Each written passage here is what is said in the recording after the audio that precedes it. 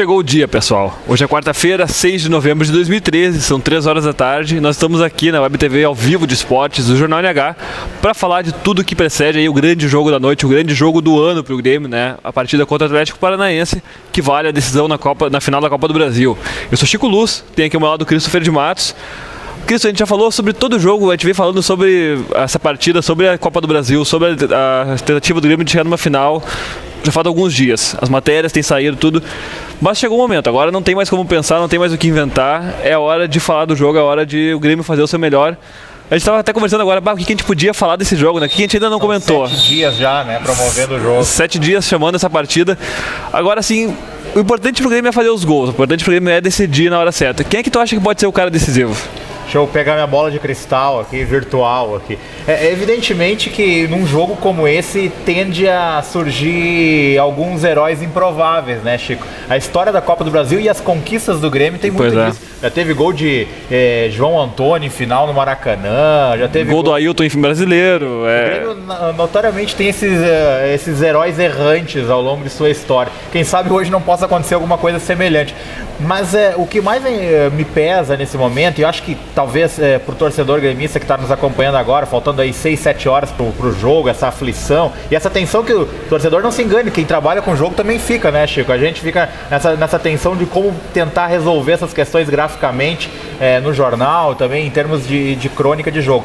Agora, o que realmente interessa nesse momento é saber como os jogadores do Grêmio estão entrando em campo para essa partida. Ontem a gente comentava desses 12 anos que podem pesar em 90 minutos, e eu não tenho dúvida, esse grupo foi formado metade no ano passado, metade esse ano, mas entra pra dentro de campo essa pressão. Claro, e é um grupo que já está muito identificado com o Grêmio, né? Não tenha dúvida. Pela presença do Renato, por ter jogadores ali como, por exemplo, o Zé Roberto e o Wesley, que estão aqui não faz muito tempo, mas já tiveram assim eles representam muito, eu acho que o espírito da torcida também dentro de campo, a torcida confia nesses caras, mesmo que hoje o Zé Roberto seja reserva, mas eles são caras assim que me parecem ter acolhido bem o espírito do tricolor, né? Talvez o que seja negativo é o histórico pouco vencedor de alguns jogadores que o Grêmio tem. Com exceção do Elano, do Zé Roberto, que são multicampeões, mas não no Grêmio.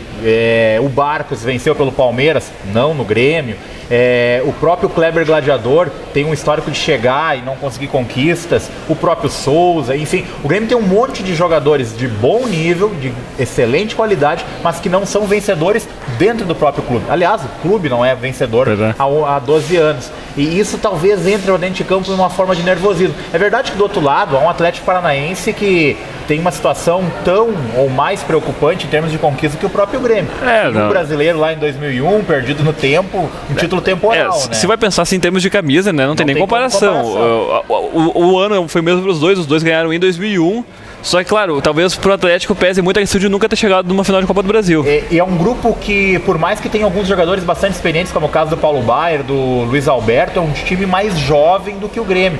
E esse talvez seja o grande trunfo do Grêmio, nessa arrancada de jogo, nos 15, 20 minutos iniciais, a arena lotada, gritando, fazendo barulho. E se o Grêmio conseguir dentro de campo encaixar esse jeito de jogar como pretende, do meio da linha central para dentro do campo do Atlético, pressionar, bola na área, rebote, chute, tudo quanto é jeito, talvez isso seja o fator aquele que a gente começou no início da nossa conversa, que seja o fator decisivo. É essa pressão, essa necessidade do Grêmio fazer valer esse mando de campo. A Arena a gente fez o levantamento ontem e está no Jornal NH hoje. São 4 jogos decisivos de mata-mata na Arena nesse ano. LDU, São Luís de Juí pelo Gauchão, Copa do Brasil, Santos e Corinthians. Nos 4 o Grêmio saiu vitorioso. É um bom retrospecto, dá para apostar nisso. Dá para apostar nisso, o Grêmio tem que confiar muito ali, não só no que vai apresentar dentro de campo, mas também contar com a força da torcida. Além do grande jogo de hoje à noite, né, um jogo que vale a temporada para o Grêmio, temos também o jogo entre Novo Hamburgo e Inter, né, Cristo, que acontece daqui a pouco, começa agora às 4h30 da tarde, no estádio do Vale, o jogo que é a partida de ida da finalíssima da Metropolitana, da decisão da Metropolitana. O Novo Hamburgo já não sei o que vai com as reservas, vai com um grupo totalmente misto. O Itamar Schulli prefere preservar a equipe para a Supercopa. Acredito eu que tem razão, porque depois daquela maratona, né, que teve de jogos, uma sequência de 40 jogos em 60 dias, mais ou menos isso, o Novo Hamburgo chegou num ponto de desgaste que eu acho que precisa realmente preservar para a competição que realmente vale, detalhe que é a Supercopa, né? Acho que o mais importante nesse momento é também a falta de necessidade de dividir o grupo como ele vinha fazendo. Agora junta todo mundo, treina, faz coletivo titulares contra reservas, coisa que não acontecia. Eu não sei, a gente não tem o diagnóstico, os homens do futebol do Novo Hamburgo estão lá dentro, sabem as condições físicas de cada um dos jogadores, sabe o desgaste com que cada um passa. Se a gente cobra da dupla Grenal quando poupa titulares em jogos quarta e domingo, que dirá do Novo Hamburgo que joga 4 vezes numa semana. Então, o Itamar Schulli é um profissional extremamente competente, dedicado, ele estava muito centrado para suas conquistas.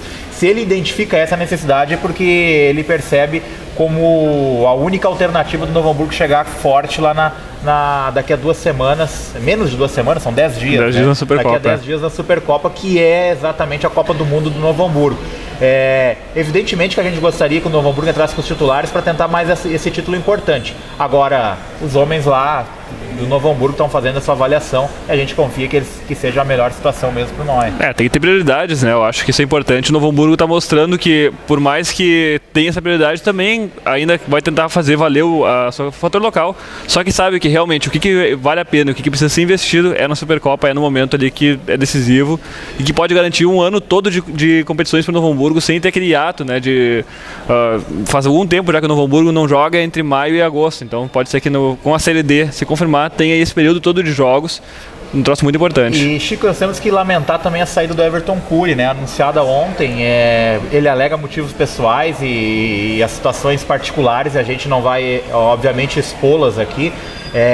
Mas ele é um dos grandes trunfos dessa campanha de recuperação do Novo Hamburgo. Ele foi responsável por fazer ligações, contratar jogadores. Em menos de 15 dias, o Novo Hamburgo formou um time. Tinha 7 jogadores treinando no Estádio do Vale. Antes do anúncio da participação do Novo Hamburgo na Willis São Vito na Copa Metropolitana.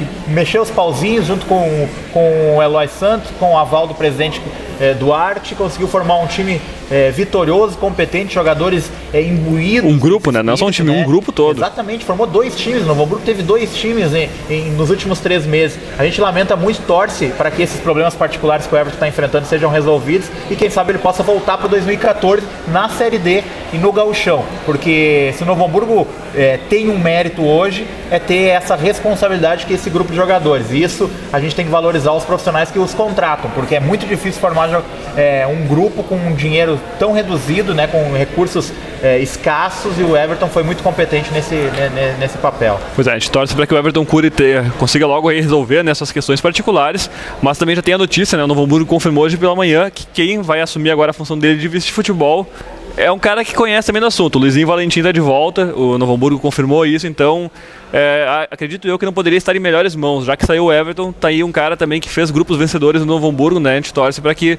o Luizinho consiga aí mostrar sua competência e mantenha aí o bom trabalho que o Everton vem fazendo. São os 2 homens mais vitoriosos do futebol anilado nos últimos anos, sem dúvida nenhuma. Pois é, pensando daqui a pouco, se eles puderem ele trabalhar em conjunto, quem sabe no ano que vem, né? No Gauchão, o Novo Hamburgo chegaria voando daí no estadual. A gente volta então nessa quinta-feira para falar sobre tudo o que aconteceu nessa grande quarta-feira de futebol. Esperamos que com bons resultados para o Novo Hamburgo, para o Grêmio, para que a gente possa trazer aí boas notícias nessa quinta-feira, de novo às 3 horas da tarde, ao vivo para vocês. Até lá!